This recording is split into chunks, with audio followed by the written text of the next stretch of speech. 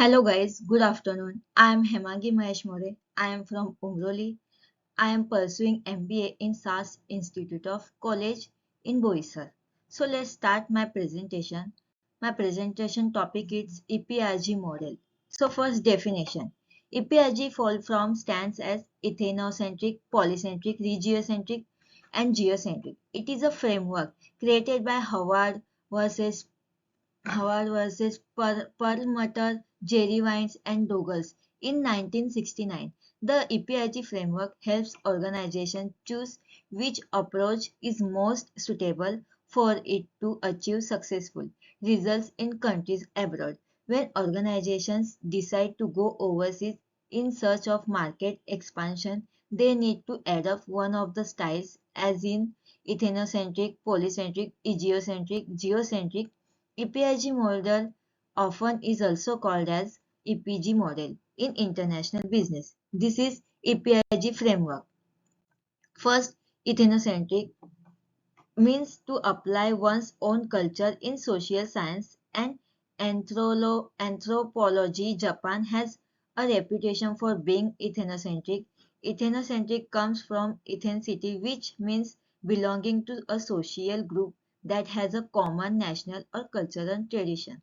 There is no change in terms of product specification, price, promotion, and other aspects, and is same as compared to the native market. For example of ethnocentric companies are Japanese companies such as Panasonic, Sony, and Hitachi. In ethnocentric approach, the key position in the organization are filled with the employees of the parents country.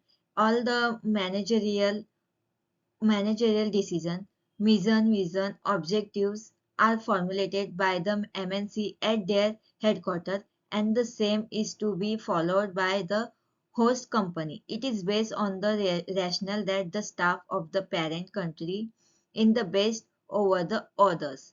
Next, polycentric orientation.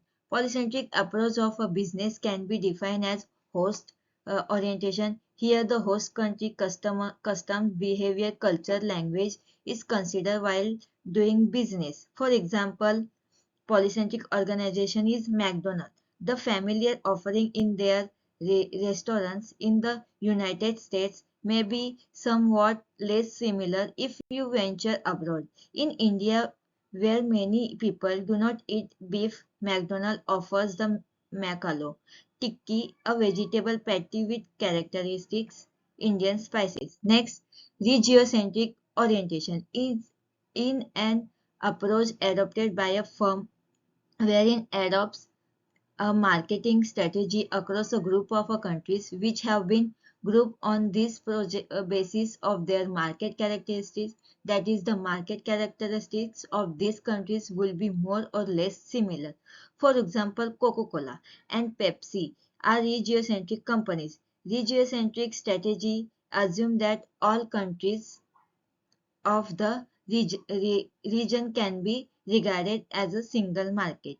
Next, geocentric orientation. Geocentric orientation is a practice when an organization does not organize its strategies based on country or regions. Geocentric firms adopt an approach whereby they have a global mindset. They view the whole world as their market and seek to identify global needs and wants and create products and services. McDonald's is a global company which follows geocentric approach because it perceives world as a single market and tries to offer low cost product and services everyone.